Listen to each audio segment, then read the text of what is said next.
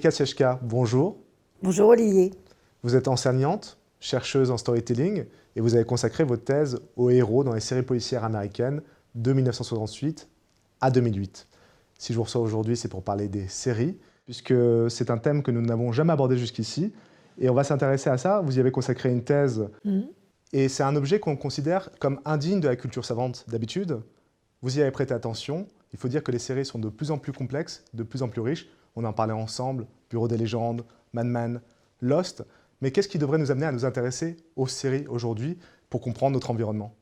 Écoutez, il y a plusieurs choses en fait. C'est vrai que ça n'a pas été considéré comme un objet de culture savante longtemps. Les séries télévisées, comme souvent les manifestations de la culture populaire, sont reléguées, regardées avec un petit peu de condescendance, voire de mépris.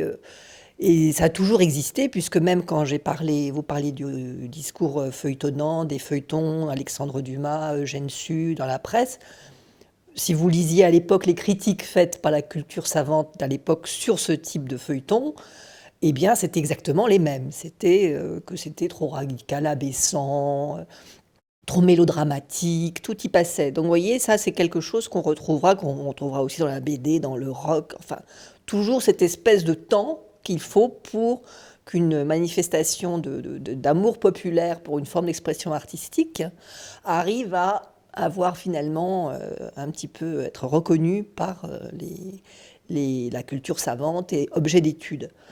À ceci s'ajoute le fait qu'au départ, c'était quand même plus rapidement reconnu aux États-Unis qu'en France, pour deux raisons. La première, c'est la télévision. Et tout ce qui est du ressort de la télévision est considéré comme un petit peu vraiment de très très bas de gamme, on va dire. Et en plus, je me suis intéressée à la culture américaine des séries télévisées, ce qui fait donc des éléments en plus qui rajoutent. Il faut reconnaître que le monde de la télévision américaine et celui de la télévision française est très différent, pour X raisons, qui font que les Américains ont souvent eu le vent en poupe pour des modalités d'expression et de diffusion plus aisées, même s'il y a des pépites françaises. Mais disons que, bon, aujourd'hui, c'est quand même très différent, mais sur les périodes considérées, les Américains ont quand même été leaders, difficile de dire le contraire, hein, sur ce mode d'expression.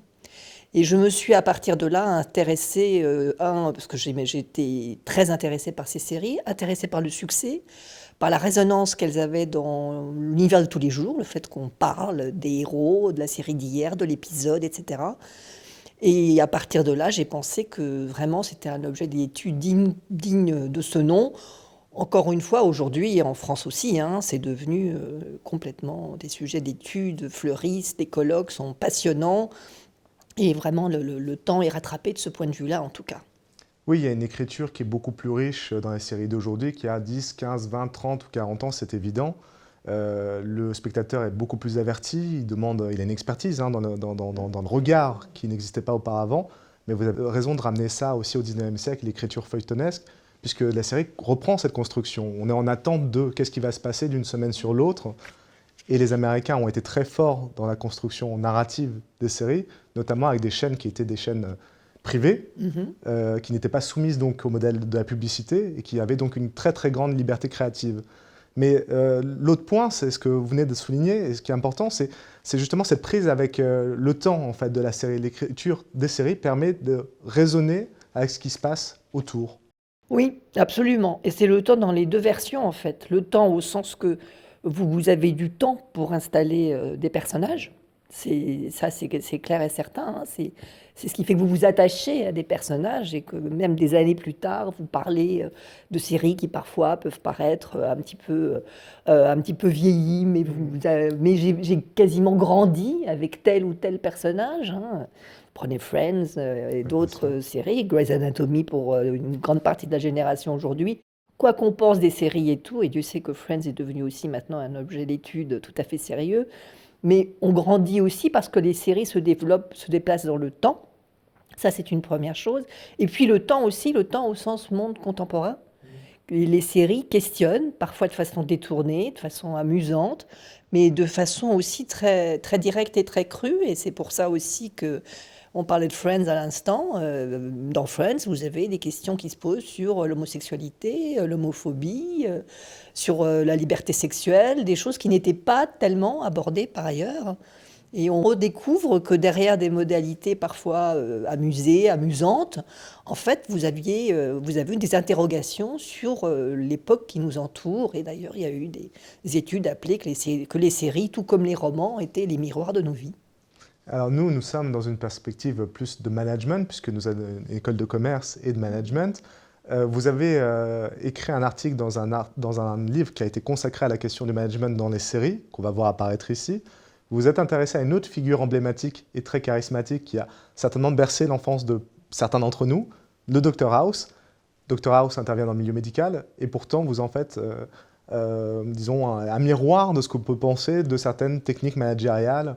Pourquoi le Dr House alors, comme objet d'étude? Eh bien, en fait, quand j'ai été contactée pour travailler sur cette réflexion sur l'utilisation et le recours au corpus des séries télévisées pour aborder d'autres problématiques qu'uniquement, et Dieu sait qu'elles m'intéressent, les problématiques de création, de fiction, de storytelling du héros, de figure du héros, etc. Pour aborder donc des questions de management et utiliser les séries dans ce sens où elles peuvent aussi apporter des interrogations, des leçons. Ouais. Et en des cas d'études, en tout cas, des cas d'études pour des étudiants, pour des chercheurs, pour des personnes intéressées dans le monde du management, dans le monde du leadership, donc dans des thématiques où habituellement on prend plutôt des cas d'études plus classiques que des séries télévisées, c'est clair. Donc ça, c'était vraiment une démarche intéressante et j'étais persuadée de son bien fondé. À partir de là, j'ai pensé à quel type de héros. Et j'ai pensé justement à revers, c'est-à-dire que j'ai trouvé que House, le Dr House, bien connu, personnage, on connaît tous plus ou moins, même sans avoir vu la série, que c'est un personnage atypique, plutôt misanthrope, grognon, mauvais caractère, très drôle, mais pas le personnage qui incarnerait pour vous la figure du héros du management, justement, si on parle de héros. Et dans ces cas-là, on pense que non, House ne correspond pas du tout. Et commencer à creuser justement dans ce sens pour montrer que derrière, oui, un personnage et un caractère qui est très fort et qui a fait la joie des spectateurs. Hein. C'était une série extrêmement plébiscitée, aussi bien au niveau des récompenses qu'au niveau des audiences. Hein. C'était l'une des séries les plus vues au monde dans les années de sa diffusion. Hein. Pour vous remettre dans le contexte, House, c'est entre 2004 et 2012, hein, toutes ces saisons sur la Fox. Donc ça a été vraiment un succès mondial, complètement mondial. Mais derrière cette première vision, il suffit de creuser assez rapidement pour se rendre compte que le Dr House est beaucoup plus subtil, beaucoup plus intéressant et peut certainement nous apporter des éclairages en termes de management et en termes de leadership également, beaucoup plus fort que ce qu'on pourrait penser à premier abord. Oui, parce que si on s'en tient à la surface, on a là un très bon médecin, une sorte de Mozart de la médecine, puisqu'il arrive à résoudre des cas que personne ne peut résoudre. Par contre, en termes de management, de prime abord, il est catastrophique et on pourrait même dire que son comportement dans une organisation classique ou normale serait passible de la justice, enfin c'est presque du harcèlement. Oui, clairement. C'est-à-dire, et c'est tout à fait bien sûr voulu comme tel, c'est-à-dire que House est un médecin extraordinaire. C'est un médecin qui officie dans le fictif hôpital de Plainsboro dans le Michigan. C'est l'université de Princeton hein, qui a prêté ses locaux à la série. House est à la fois reconnu et recherché quand tous les cas sont désespérés, quand en fait tous les autres médecins ont rendu les armes, si je puis dire. C'est à ce moment-là qu'on va chercher House parce qu'il peut trouver des solutions.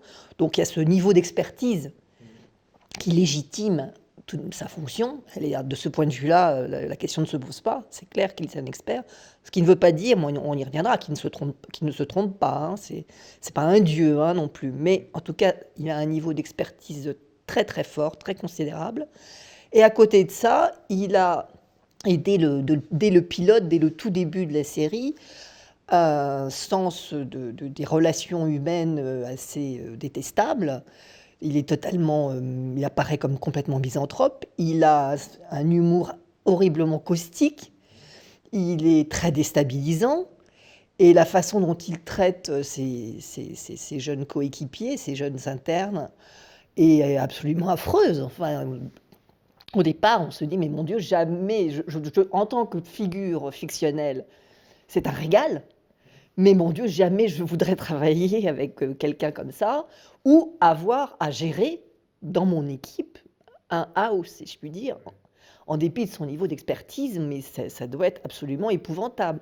Pourquoi? Parce qu'effectivement, il est au bord du harcèlement, c'est sûr et certain.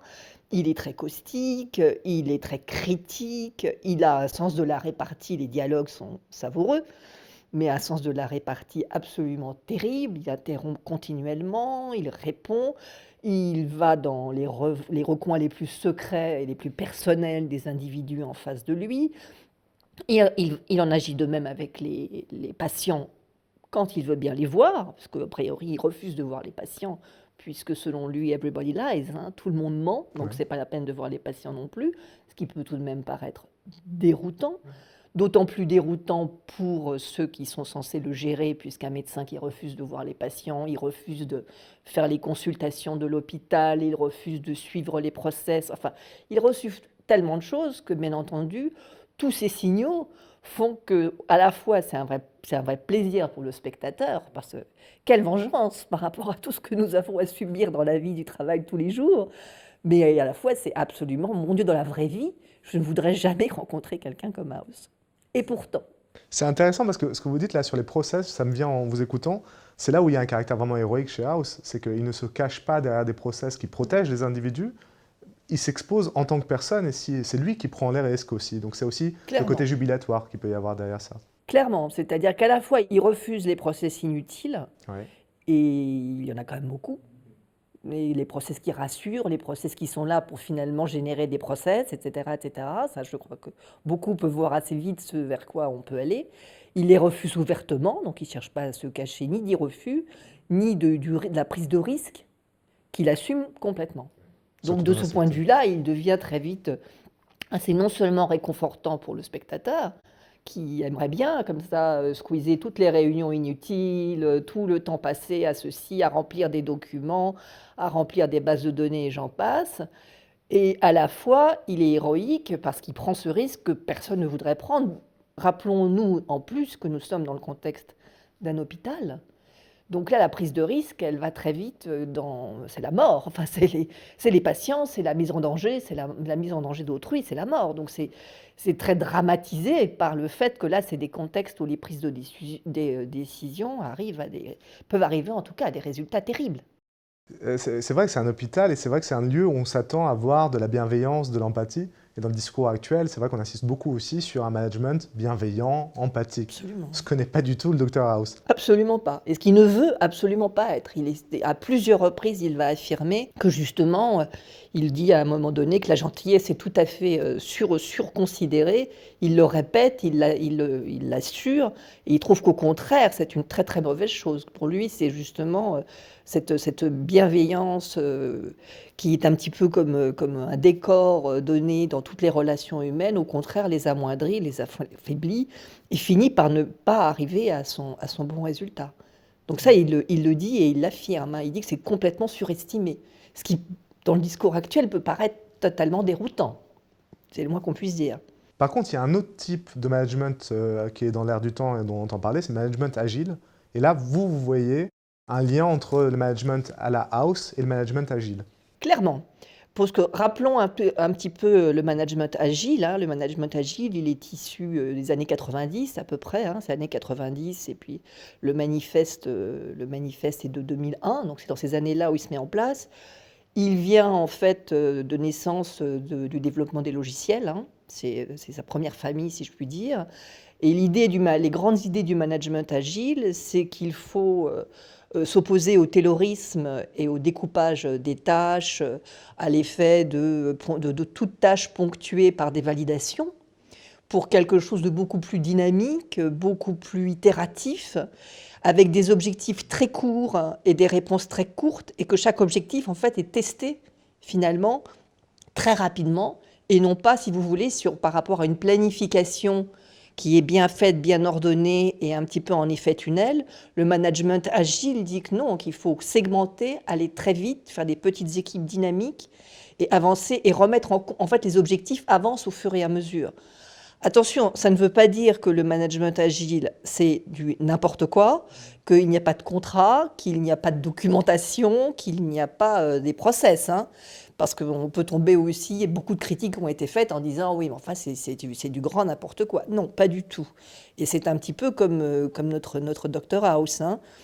Les réunions qu'il organise avec ses jeunes collaborateurs, elles peuvent être dynamiques, elles peuvent être rapides, elles peuvent être caustiques, mais elles sont là pour avancer à chaque fois sur le cas du malade en question, et on teste immédiatement ce qui est proposé pour avancer vers un objectif qui est celui de la guérison.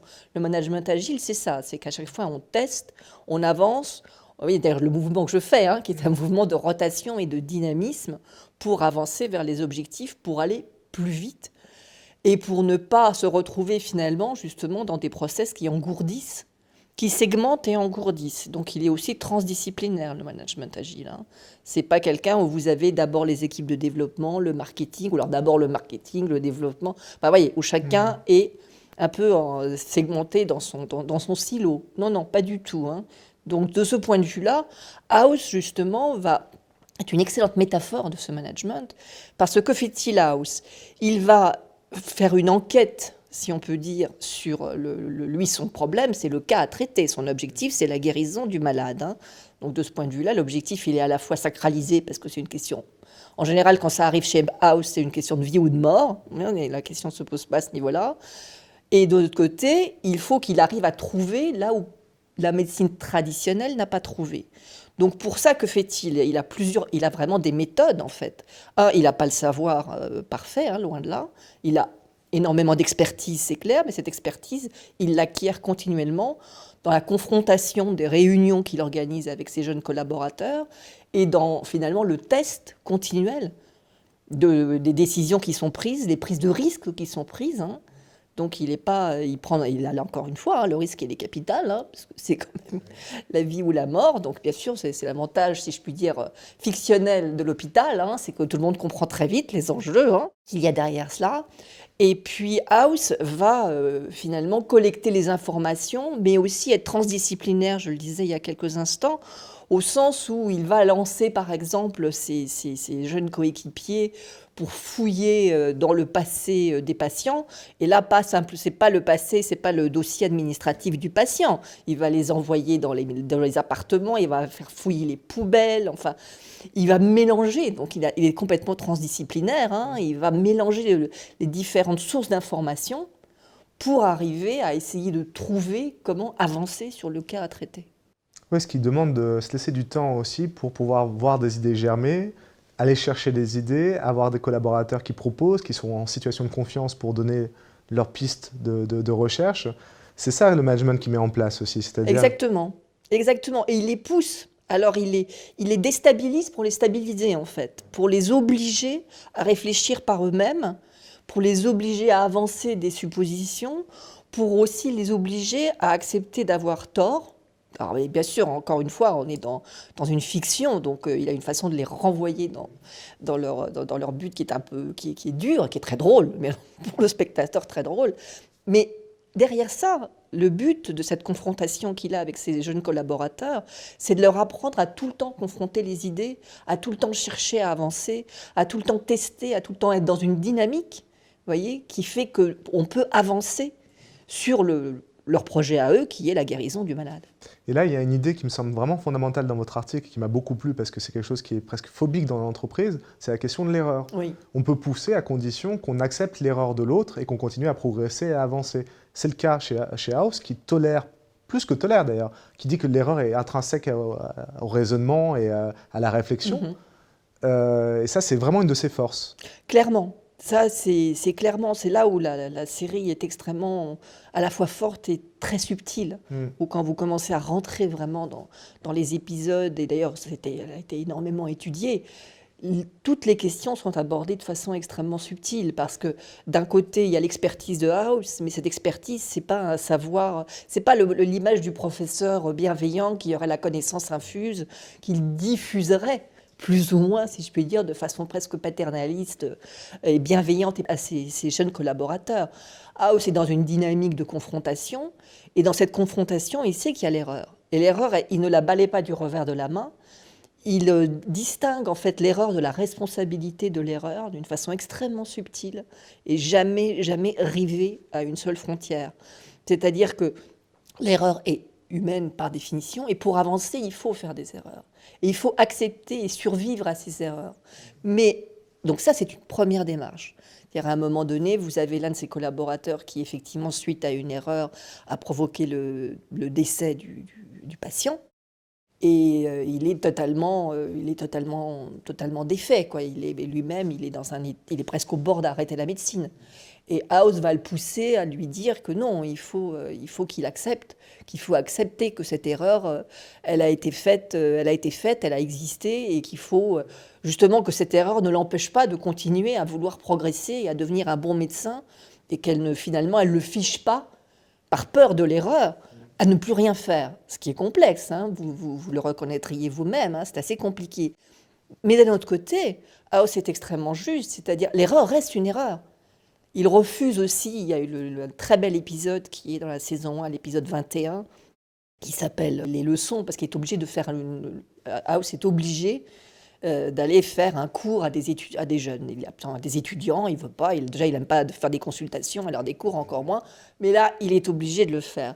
Et cet épisode, qui est un épisode assez capital, et au sens métaphorique de toute la série et de la démarche de House en tout cas, il va être amené à faire travailler ces jeunes sur 3 cas.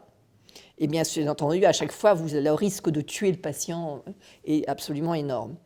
Et en fait, quand certains étudiants disent « oui, mais là, on a fait le maximum du process, on a fait tout ce qu'on a pu », bon, le patient est mort, on a fait le maximum. Et là, le House dit « non, non, non, ça ne va pas suffire. Il n'y a pas, j'ai fait le maximum, donc en prise de considération de toutes les informations que j'avais, je ne pouvais pas faire autrement. » Non, voilà, vous l'avez tué, donc c'est vrai ou c'est faux. Il n'y a pas de prise de considération. Vous êtes responsable de cette erreur. Il faut apprendre à vivre avec cette responsabilité et non pas soit la nier, soit qu'elle vous atrophie complètement. Donc soit la balayer un petit peu en disant « bon, c'est un cas professionnel et je passe au-dessus », si je puis dire. Donc il faut l'intérioriser quelque part, ce n'était pas facile. Soit de l'autre côté, que ce soit elle qui vous dévore, le cas précédent, et là, vous êtes presque sur le point d'arrêter, en tout cas, la véritable médecine, puisque vous ne voulez plus faire d'erreur, donc il faut arrêter d'être médecin dans ces cas-là. Et c'est dans cette marge, hein, et la série est très subtile là-dessus. House n'est jamais ni en train de nier l'erreur, ni en train de déresponsabiliser l'erreur. Il faut parvenir à vivre avec, parce que si vous voulez être un bon médecin, un véritable médecin, il faut arriver à le faire. Et Dieu sait qu'effectivement, la question de l'erreur est très souvent dans tous les projets, l'erreur se transforme en faute. Exactement. Et ça, c'est une vraie difficulté, parce qu'une fois qu'on a dit ça, il faut arriver à faire cette transformation. C'est très intéressant, en distinction entre l'erreur, la faute et la responsabilité de l'erreur. Dans les organisations, notamment avec ces questions de process, on voit beaucoup de personnes qui cherchent à se cacher derrière un process pour dire l'erreur, je n'en prends pas la responsabilité. Donc là, c'est exactement le mouvement inverse en disant j'ai commis une erreur, j'en prends la responsabilité. Il ne faut pas non plus que cette erreur soit un vecteur soit de faute, soit de tétanie, soit de d'exclusion. Exactement. Et c'est très subtil. Et c'est là où la série est extrêmement subtile et elle invite à une réflexion vraiment très intéressante. Et là aussi où il y a une subtilité, c'est la question de l'autorité en fait, qui n'est pas une autorité qui est imposée de haut en bas. Vous parliez du management bienveillant où le manager qui sait tout impose et dispense son savoir aux autres. Dr House a une vraie légitimité auprès de ses collègues, collaborateurs, mais en même temps, il accepte et il demande presque à ce que ça soit contesté, en tout cas à être challengé par eux. Absolument. Là-dessus, c'est quelque chose qui revient à maintes reprises dans la série. D'abord parce qu'il refuse il ne peut progresser dans sa propre pensée qu'en confrontant ses idées à celles des autres, pour voir d'abord si elles sont suffisamment solides Donc si on lui apporte une contestation qui est suffisamment nourrie pour voir si finalement ce que lui avance est juste ou non, résiste. Donc pour que la confrontation se fasse, il faut deux choses. Il faut qu'il y ait contestation, mais contestation argumentée. Jamais il ne supporte pas évidemment la contestation qui est juste de l'ordre du rejet ou du caprice, ou puisque c'est comme ça je m'en vais, et évidemment d'autant plus encore une fois, il a un niveau de vocabulaire et un humour caustique, donc il faut quand même supporter ses remarques. Hein, Donc toutes les réunions qu'il a avec ses jeunes collaborateurs sont toujours d'autant plus drôles qu'en plus, bien sûr, il leur envoie la canne. Mais il supporterait tout à fait qu'ils le fassent eux-mêmes aussi. Donc il les pousse, il les oblige, mais il les oblige à argumenter aussi. Et donc là, c'est compliqué, mais parce que c'est à travers l'argumentation de part et d'autre qu'on arrive ensemble à construire un projet, à construire une idée. Et c'est très difficile parce que ça veut dire qu'il faut être suffisamment fort, si je puis dire, et suffisamment bien pour arriver à supporter la contestation. Et tout le monde sait que c'est pas facile, que c'est pas facile du tout. Ensuite, ce qui pose comme problématique, c'est finalement nous avons beaucoup de systèmes dans le management, et c'est humain, qui sont liés finalement à la rétention du pouvoir de l'information. Et donc, déjà, l'échange de connaissances n'est pas facile, mais alors la confrontation est vécue dans ces cas-là d'une façon encore plus dramatique, donc en une perte de pouvoir. Or, quand House est challengé par ces jeunes et quand il dit « j'avais tort, vous avez raison », ça ne le remet pas du tout en question dans son rôle de House, hein, pas un instant. Vous avez raison, il faut avoir une solidité de la personne en face. Et ce qui est intéressant, c'est qu'il y a l'exigence dont il fait preuve à son égard, et celle qu'il va demander aussi à ses collaborateurs, mais qui vont pouvoir voir ce qu'il s'inflige à lui-même. Donc il y a cette idée de progression, de co-création, d'investissement de chacun pour essayer de tirer le meilleur de soi. Et ce qui ressort aussi de façon très nette dans ce qu'on vient de se dire, c'est l'idée de justice. Oui. C'est justesse et justice, quoi. Justesse dans le diagnostic et donc dans le traitement, justice dans le traitement des uns et des autres, c'est très très important. Et on en voit, finalement, par tout ce qu'on vient de dire, on voit que c'est un bon manager. Oui, exactement. Exactement, et d'ailleurs, à un moment donné, au début de la saison 4, il change son équipe. Les uns ont été renvoyés, les autres sont partis. Il ne faut pas oublier aussi que les acteurs bougent. Hein. Il y a de la fiction, et puis il y a aussi de la fiction qui s'arrange, et qui remet de la dynamique aussi avec des départs d'acteurs, etc.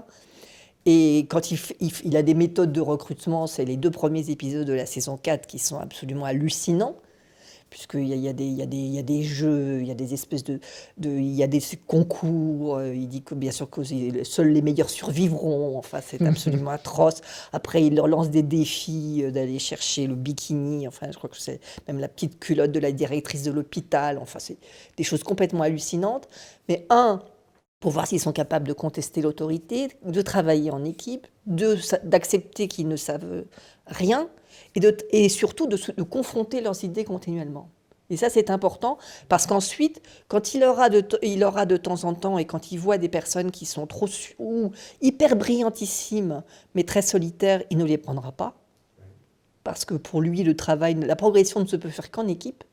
Donc on sait par exemple, on sait bien que le personnage de House est très très ouvertement inspiré et transposé de Sherlock Holmes.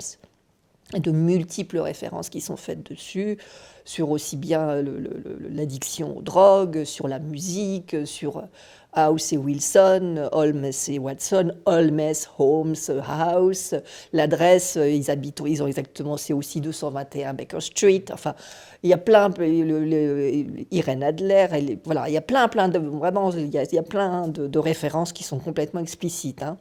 Mais là où c'est quand même assez différent, c'est que Holmes, c'est quelqu'un qui a Watson en référence, a un petit peu d'aide, il a des petits jeunes qui l'envoient fouiller dans le quartier et tout, mais reste un grand solitaire dans ses enquêtes.